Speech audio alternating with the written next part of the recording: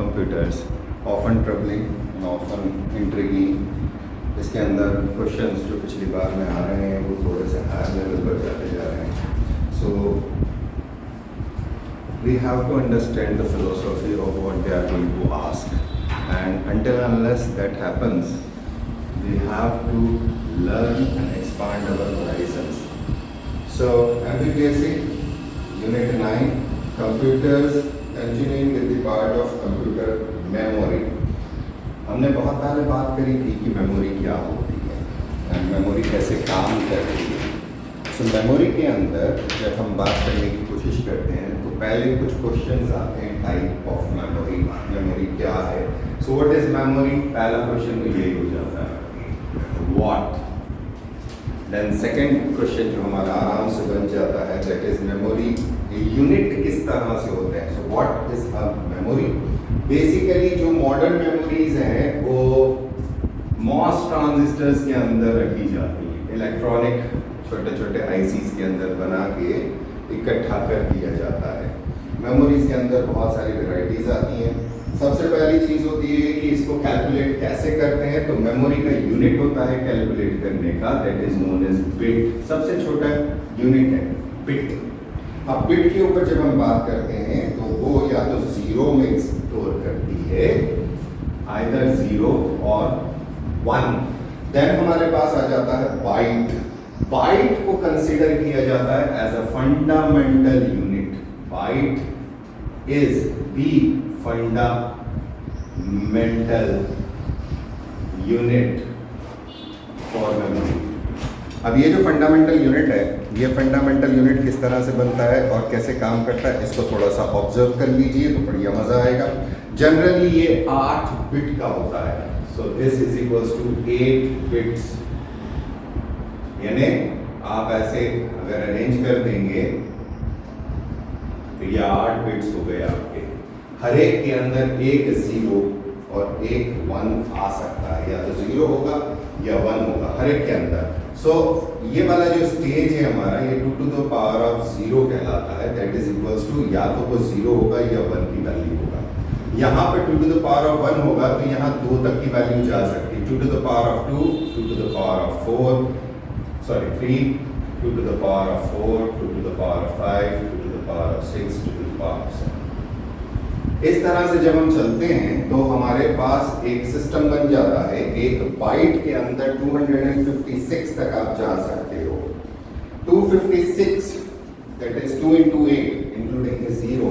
सो 256 तक का कैलकुलेशन एक बाइट कर सकती है. You can store memory up to that.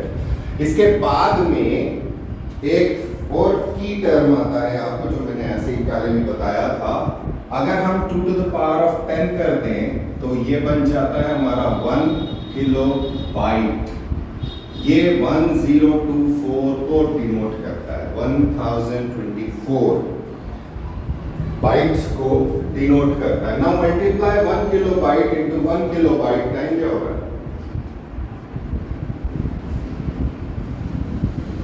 1 kilobyte into 1 kilobyte, that comes around to 1 megabyte. So 1 MB जिसे आप बोलते हो वो 1 मेगाबाइट होता है. 1 megabyte and that is equals to 1024 bytes multiplied by 1024, यानी 1 KB kilobyte into 1 kilobyte. ये हो जाता है 1 मेगाबाइट. इसी तरह से हमारे पास एक गीगाबाइट होता है जिसमें आप 1 मेगाबाइट इंटू 1 मेगाबाइट करेंगे. 1 MB into 1 MB, this is going to give you 1 GB. ये क्वेश्चन पहले आ चुका है कि अप्रॉक्सीमेटली कितना करोड़ लाख का रफली एक्सप्रेशन होता है. तो आप वहाँ मल्टीप्लाई कर सकते हैं. अगर ये बेसिक समझ गए, कुछ भी वो पूछेगा आपसे बन जाएगा. इसी तरह से अगर 1 GB को 1 GB से मल्टीप्लाई कर देंगे तो हमारे पास आ जाएगा 1 TB, 1 टेराबाइट. सो ये कैलकुलेशन वाला काम होता है कि किस तरह से ये लोग काउंट करते हैं इनको. तो काउंटिंग मेमोरी किलोबाइट, बाइट क्या है, बिट क्या है, एमबी क्या है, इससे निकलती है। देन इसके बाद में हम लोगों के पास अगला जो पार्ट आता है कि how we are going to define memory. Generally memory को हम अलग अलग तरह से बात नहीं करते हैं, लेकिन जब हम कंप्यूटर की मेमोरी की बात करते हैं तो 100% हम बात करते हैं प्राइमरी मेमोरी की। सो सबसे पहली मेमोरी बन जाती है हमारी प्राइमरी मेमोरी। इसके अंदर सबसे इंपॉर्टेंट कामकाज होते हैं कंप्यूटर के अंदर, ये सबसे ज्यादा इंपॉर्टेंट होती है। ये दो तरीके की होती है, RAM and ROM. Read only memory, random access memory, ये आपसे फुल फॉर्म तक पूछ सकते हैं। वो रैंडम एक्सेस रीड ओनली। जो रीड ओनली होता है वो बेसिक सिस्टम्स होते हैं जिसकी वजह से कंप्यूटर ऑन या ऑफ होता है। इसके बाद में जो मेरी मेमोरी आती है वो दो तरीके तीन तरीके में बढ़ जाएगी। मेन तो दो तरीके हैं, लेकिन सेकेंडरी मेमोरी के अंदर हम तीन तरीके भी ले लेते हैं। पहला हो जाता है जो सेकेंडरी मेमोरी है हमारा, इसको हम स्टोरेज मेमोरी बोलते हैं। कायदे से ये स्टोरेज मेमोरी है और मेमोरी बोलना नहीं चाहिए इसको कायदे से। सो सेकेंडरी, टर्शियरी, ये दो सेकंड आ जाते हैं, यानी secondary then tertiary, and another one is offline memory, यानी जो कंप्यूटर से कनेक्टेड नहीं है, जैसे आपका पेन ड्राइव हुआ, आपकी एक्सटर्नल हार्ड डिस्क हुई, जिसे जब आपकी मर्जी होती है तब आप उसे कनेक्ट करते हो। सो ये हमारे पास मेमोरीज का हिसाब किताब होता है। वहीं पर मेमोरीज एक और सिस्टम से जुड़ी होती हैं, एक और क्लासिफिकेशन इनकी आ जाती है, जिसके अंदर सबसे पहली मेमोरी होती है रजिस्टर मेमोरी। कंप्यूटर के अंदर होगी रजिस्टर मेमोरी। देन अगला वाला जो आता है वो होता है कैश मेमोरी। जब आप कुछ काम कर रहे होते हो तो वो कैश में लाके रखती है वो मेमोरी को, कैश मेमोरी। और उसके बाद में फिर हमारे पास सेकेंडरी मेमोरी और प्राइमरी चालू हो जाती है। इसके बाद में हमारे पास प्राइमरी और सेकेंडरी आती है। सो रजिस्टर मेमोरी किस जगह पर कौन सी चीज रखी गई है उसके ऊपर बात होती है। तो रजिस्टर के ऊपर अगर हम बात करें, छोटे छोटे पॉइंट्स आपसे डिस्कस कर लें कि which of the following is not true, इनमें से निम्नलिखित में से कौन सा सत्य है कौन सा असत्य है, तरीके का अगर सवाल आ जाता है आपके सामने तो आपसे ये आराम से बन जाएगा। जनरली बहुत आसान टॉपिक है, लोगों को लगता है कि हमको आता है और लोगों को आता भी है। यही मुबालते कई बार एग्जाम्स के अंदर गड़बड़ करा देते हैं। सो एक और छोटा सा पॉइंट है जो अभी याद आ गया है, so I am discussing it. Basically जो हम लोगों का रिवीजन सेट है और उस रिवीजन के अंदर जो हम लोग काम कर रहे हैं उसके अंदर कुछ नई चीज़ों को इंट्रोड्यूस करना है। सो अल्टीमेटली बहुत सारे प्रोग्राम्स होते हैं, बहुत सारे तरीके से हम रिवीजन कर सकते हैं।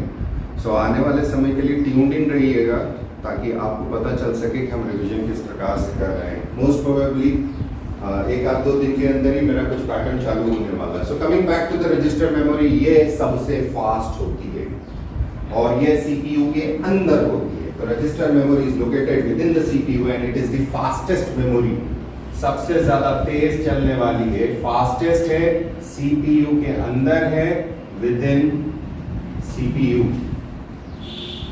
देन इसके अंदर रजिस्टर्स होते हैं और जनरली एक रजिस्टर 32 से 64 बिट्स को होल्ड कर सकता है। जनरली आजकल और भी बड़े आ गए हैं तो super computers can hold a larger data size, but register generally 32 से 64 बिट का होता है।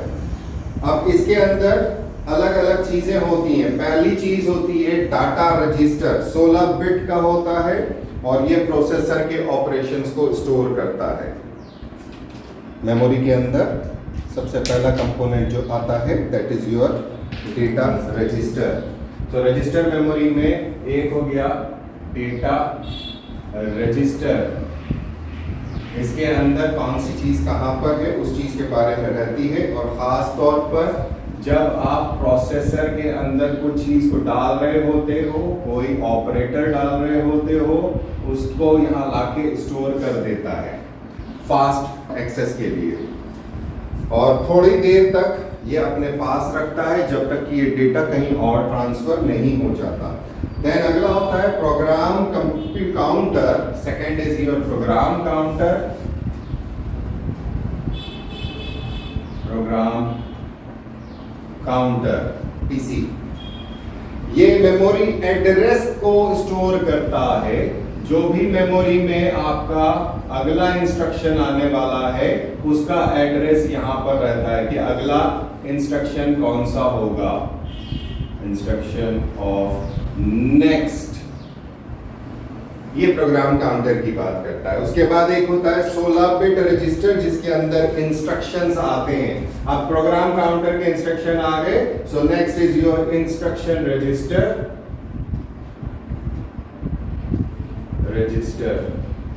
इसके अंदर इंस्ट्रक्शन होता है कि कहां से आपको क्या करना है, कैसे करना है, और ये कोड को होल्ड करके रखता है, डिकोड करता है, और कंट्रोल यूनिट उसको एग्जीक्यूट करता है, सीयू एग्जीक्यूट करता है। ये मेमोरी का सबसे इंपॉर्टेंट पार्ट हो जाता है। इंस्ट्रक्शन जब तक नहीं दिए जाएंगे तब तक आपका काम नहीं होगा। फिर एक होता है accumulator register. Accumulator register,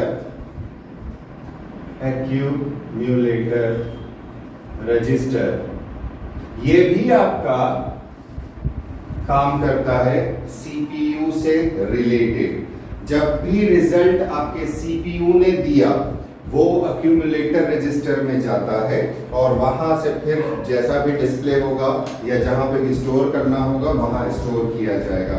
so that is your first major types of register memory. इसके साथ ही साथ में कुछ और रजिस्टर होते हैं जैसे address register. Address register memory होती है, इनपुट आउटपुट एड्रेस होते हैं, इनपुट आउटपुट एड्रेसेस, और साथ ही साथ में इनपुट आउटपुट बफर। ये रजिस्टर्स भी इसके अंदर होते हैं। सो जितने ज्यादा रजिस्टर्स होंगे सीपीयू के अंदर होंगे उतना फास्ट ये काम करेगा। नेक्स्ट जो हमारे पास मेमोरी का सिस्टम आता है that is your cache memory. Cache memory को इस तरह से समझिए आप कि आपके पास एक कंप्यूटर है दैट इज सीपीयू, इसके अंदर आपका माइक्रो प्रोसेसर लगा हुआ है, उसके बाद में एक कैश मेमोरी लगा हुआ है जो कैश मेमोरी सीपीयू को सप्लाई करता है, और ये कैश आता है मेन मेमोरी से। सो कैश जितना बड़ा होगा वो उतना एक्सेस देगा। आप इसको इस तरह से समझ सकते हैं कि सीपीयू के बाहर ये चीज थोड़ी सी ज्यादा हो जाती है। हाई स्पीड होती है, बहुत हाई स्पीड है, फास्ट काम करती है। सेमीकंडक्टर मेमोरी होती है, ट्रांजिस्टर से बनी हुई, एफईटीज हो गए, मॉसफेट हो गए। देन स्मॉलर होता है और रैम से फास्ट होती है। It is smaller in size and faster than RAM, faster than RAM. ये हो गया कैश मेमोरी का काम। बहुत ज्यादा बेसिकली ये एक बफर का काम करती है सीपीयू और मेन मेमोरी के अंदर। उसी तरह से जैसे मैंने लास्ट टाइम आप लोगों को एग्जांपल दिया था कि अगर आप एक प्लेटफॉर्म के ऊपर काम कर रहे हैं तो सारी चीज़ें वहाँ नहीं होती, तो जो जो चीज़ें जैसे मसाले का डब्बा आपको यूज़ करना है तो मसाले का डब्बा आप निकाल के लेकर आकर प्लेटफॉर्म पर रख देते हो, तो वो कैश का काम करता है। अगला इसके अंदर अलग अलग तरह की होती हैं कैशेस। इसमें 3 तरह की लेवल्स होते हैं, L1, L2 और L3। L1, L2, L3 ये सीपीयू में होता है सबसे पहला वाला, छोटी सी मेमोरी होती है, कनेक्ट करने के लिए होती है। L2 सीपीयू के अंदर भी हो सकता है, आउटसाइड भी हो सकता है। L3 हमेशा बाहर होता है जनरली, और सारे प्रोसेसेस में नहीं होता, सिर्फ बड़े प्रोसेसेस के अंदर L3 आता है। L1 के अंदर जनरली 2 KB से 64 KB तक का स्टोरेज होता है। L2 के अंदर 256 KB से 512 KB का होता है। डाटा पहले क्या करते हैं, डाटा की यहाँ मैनेजमेंट चालू होती है। अब जो डेटा आपका स्टोरेज में है उसको सबसे पहले कंप्यूटर ढूंढता है L1 मेमोरी के अंदर। अगर L1 में नहीं मिला तो L2 में ढूंढता है, अगर L2 में नहीं मिला तो L3 में ढूंढता है, और L3 में भी नहीं मिला तो फिर मेन मेमोरी में जाके वो ढूंढने की कोशिश करता है। ये सर्च होती है उसकी। अगर डाटा मिल जाता है तो उसे कहते हैं कैश हिट, यानी कैश मेमोरी के अंदर वो डेटा था और उससे फास्ट चलता है सिस्टम। अगर वो डेटा नहीं मिलता है तो उसको हम कहते हैं कैश मिस। और बाद में अगर कैश में नहीं होता तो वो रैम से लेकर आता है, और रैम में अगर नहीं होता तो वो हार्ड डिस्क से लेकर आता है। इससे स्पीड बढ़ती है और डिस्क स्टोरेज चूंकि स्लो होता है वहां जाने की आवश्यकता नहीं पड़ती। नाउ अगला पार्ट हमारे पास आ जाता है प्राइमरी मेमोरी का। Primary memory basically directly connected होती है सीपीयू से, डायरेक्टली कनेक्टेड विद सीपीयू बस के थ्रू, यानी तारों के थ्रू। सिंपल तरीके से समझ लें तो इस बस को कहते हैं मेमोरी बस। जो इसको कनेक्ट करती है सीपीयू से उसका नाम आ जाता है मेमोरी बस। कनेक्ट कर दिया आपने, तार मार लगा दिए। अब तार लगा दिए उसके बाद जो है ये डेटा और इंस्ट्रक्शन को स्टोर करने का काम करती है। प्राइमरी मेमोरी डेटा और इंस्ट्रक्शंस स्टोर करती है, डेटा एंड इंस्ट्रक्शंस वो जो चाहिए होते हैं। तो रैम के अंदर स्टोर्ड है, उसके बाद में वो रजिस्टर्स के अंदर चली जाती है मेमोरी। जब जब उसकी जरूरत लगती है तो रजिस्टर मेमोरी वहां से खींचता रहता है, कैश में भी आती रहती है, वहां से ये कंटिन्यूटी चलती है, फ्लो चलता है डेटा का, एक ही जगह पर नहीं होता। देन इसकी कैपेसिटी कम होती है और ये वोलाटाइल होती है, ये परमानेंट नहीं होती, वोलाटाइल होती है। रैम वोलाटाइल यानी उड़ने वाली होती है, इसके अंदर स्टोरेज कैपेसिटी परमानेंट नहीं होती, सेमीकंडक्टर से बनी हुई होती है, और यही वर्किंग मेमोरी कहलाती है। इसी के ऊपर सारा कामकाज होता है जो रैम से निकलता है।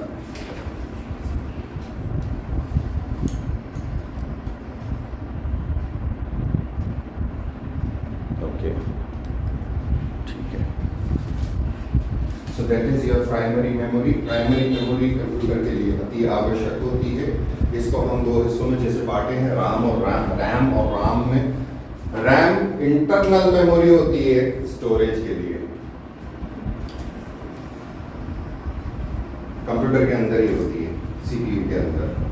वोलाटाइल होती है, दो तरीके की होती है, एक होती है स्टैटिक रैम और एक होती है डायनामिक रैम, SRAM, एक होती है DRAM, dynamic random access memory. आजकल आती है DDR, सीपीयू के बाहर स्लॉट में लगा दी जाती है। DDR1, DDR2, DDR3, DDR4, DDR कोई सा भी नंबर हो सकता है। DDR का मतलब होता है dynamic double dynamic random access memory.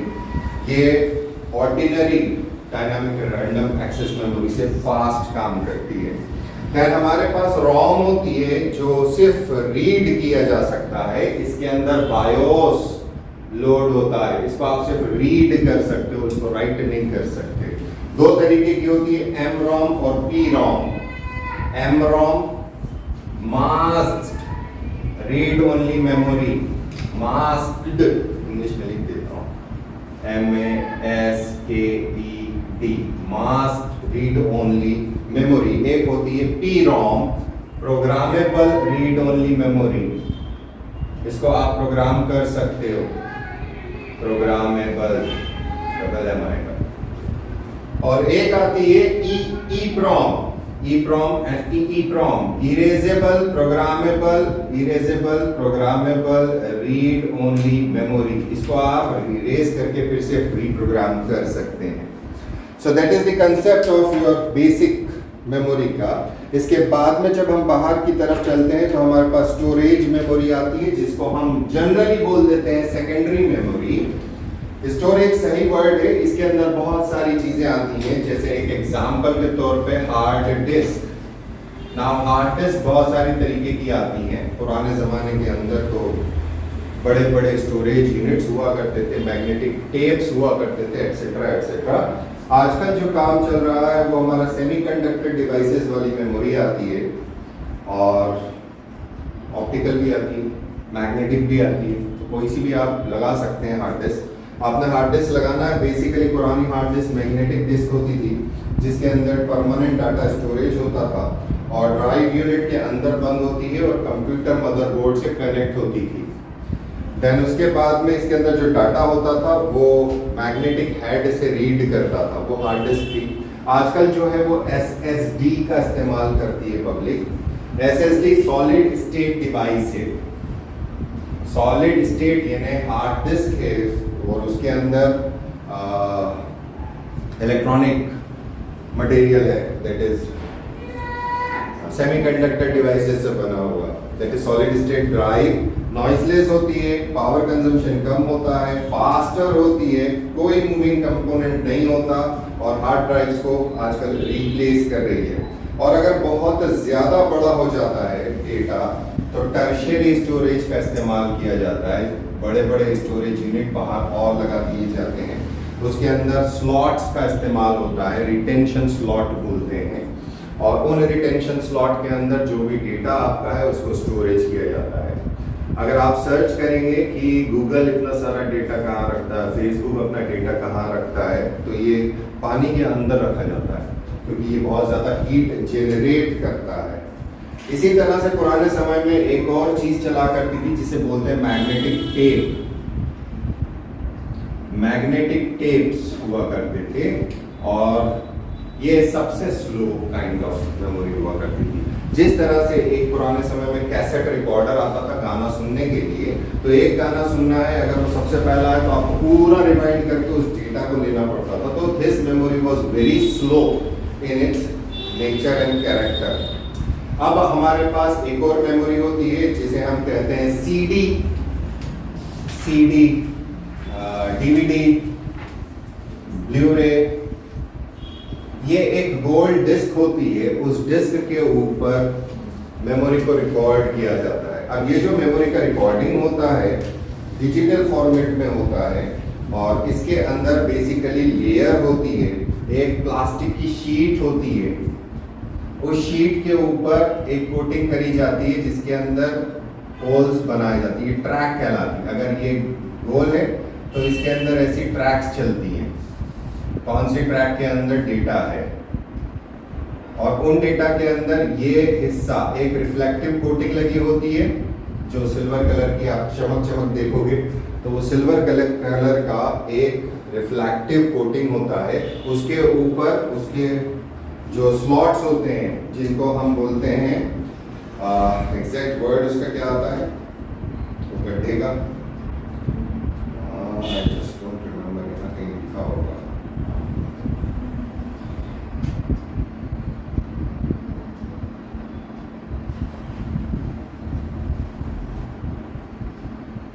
Basically इसके अंदर होता कुछ भी नहीं है, आप समझा देता हूँ, उसका टेक्निकल नाम मुझे याद भी नहीं आ रहा है अभी। ये डिस्क है, इस डिस्क के ऊपर पूरे पे कोटिंग है, तो पहले उसको बर्न कर दिया जाता है।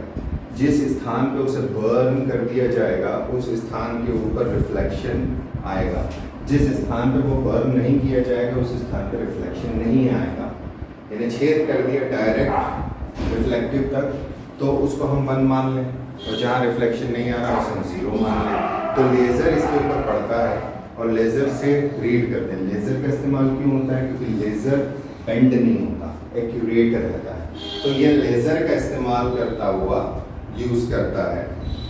सीडी की बड़ा साइज होता है, कुछ सीडीज छोटी भी आया करती थी, but it is normal. Digital versatile disc, full form है डीवीडी का।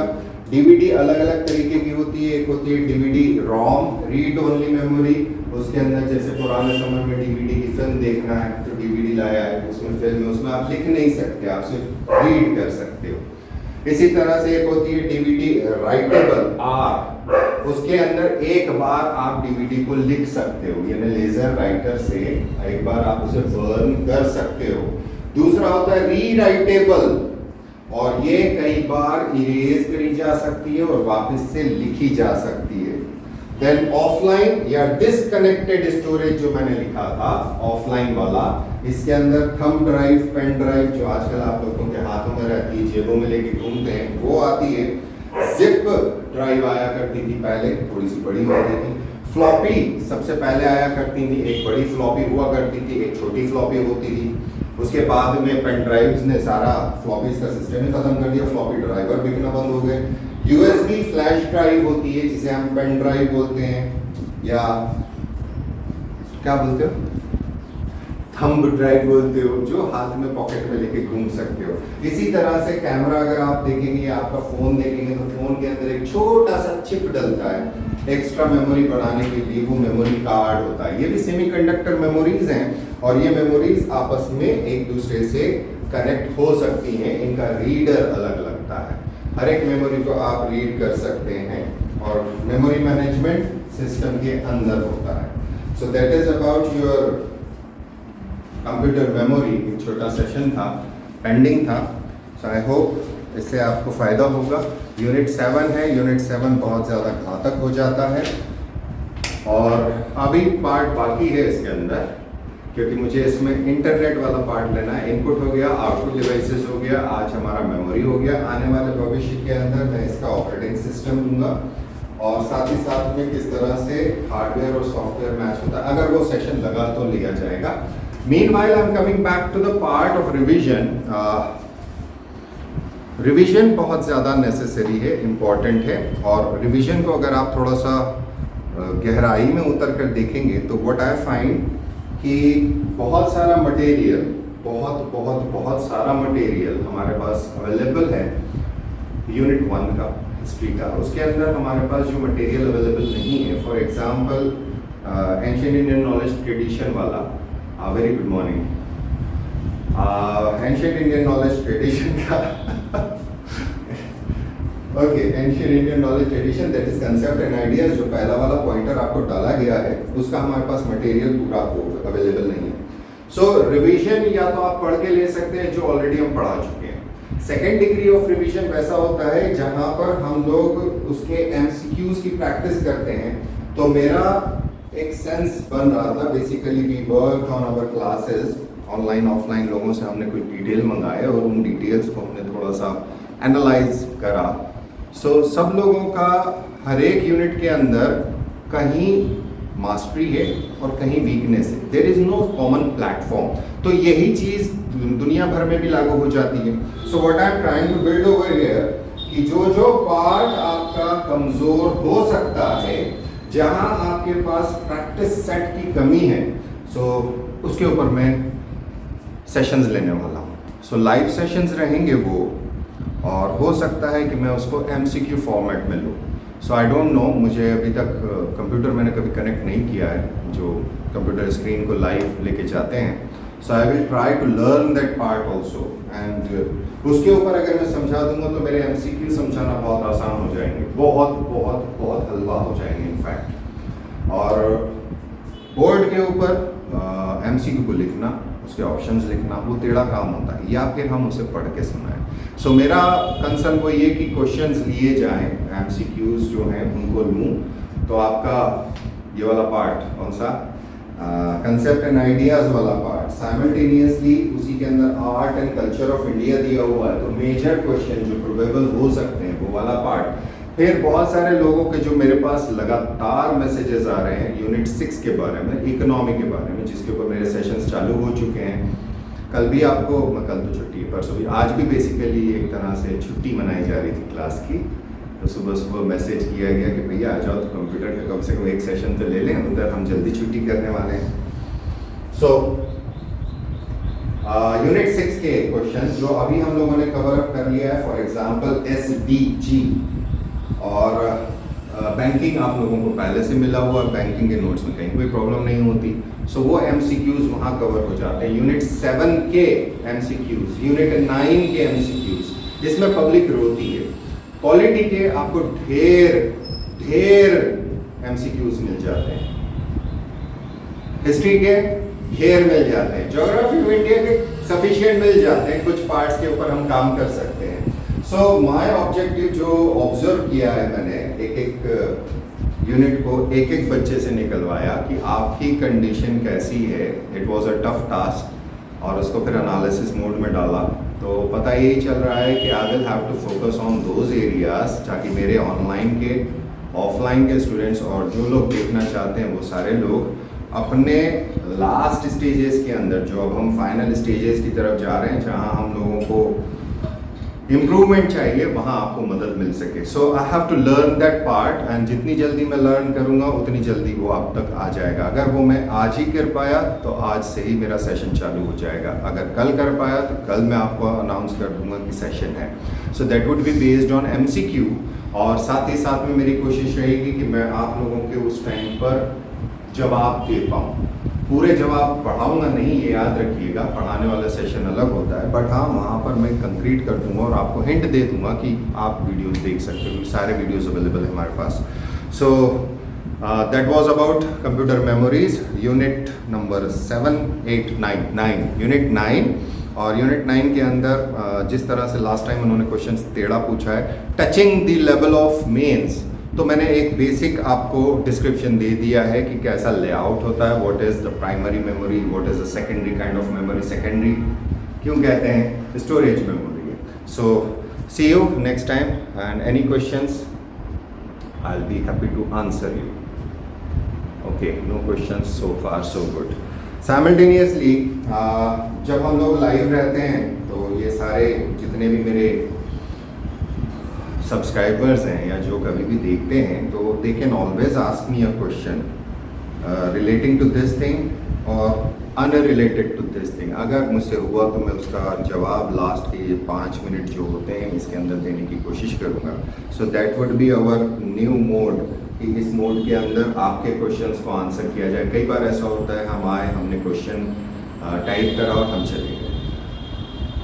फ्रीडम है आप लोग, क्योंकि जनरेशन जो है वो इंस्टा वाली जनरेशन है। 15 सेकंड 20 सेकंड से ज़्यादा आप लोगों का रिटेंशन नहीं है और यही आप लोगों को आगे चल के नुकसान देगा मेंस के अंदर। मेंस में आपको एक डेफिनेट फोकस चाहिए होता है और वो फोकस ऐसे नहीं बनेगा टिकिक टिकिक टिकिक करके, शॉर्ट्स या रील्स या जो भी बोले वो देख कर। सो इम्प्रूव योर फोकस। और अगर आपको लगता है कि आपको कहीं किसी और मदद की ज़रूरत है तो you can always get in touch with us or get in contact with us whatever, बोलते ही नहीं आता। लाइक करा करिए, शेयर किया कीजिए, सब्सक्राइब कीजिए जितने लोगों को मिल जाए। अगर अनजान हैं आप, आपका कहीं कोई MPPSC से वास्ता नहीं है, फिर भी आप शेयर कर सकते हैं। किसी का भला अगर हो जाए तो बहुत अच्छी बात है, क्योंकि फॉर द टाइम बिंग मेरे लाइव सेशंस फ्री हैं। एक और चीज़, कल मेरा एक सेशन डिस्टर्ब हो गया था, हमारा लाइव सेशन चला नहीं। यहाँ पे वो बोल रहा था चल रहा है लेकिन वो चला नहीं था। सो हम लोगों की जो क्लास की वीडियो है वो अपलोड हुई है आज सुबह। सो क्या था वो, सिकल सेल अनीमिया का है, वो कंप्लीट क्या बोलते हैं सेशन है जिसके अंदर हमने जेनेटिक डिजीजेज भी बोली हैं, पढ़ाई हैं और सिकल सेल भी। हालांकि वो सिकल सेल जब ये चल नहीं रहा था तो I was very disturb. So maybe I may go into it again at a later stage, मैं फिर से उसको लूँगा। मीन भाई keep in touch, bye bye, take care.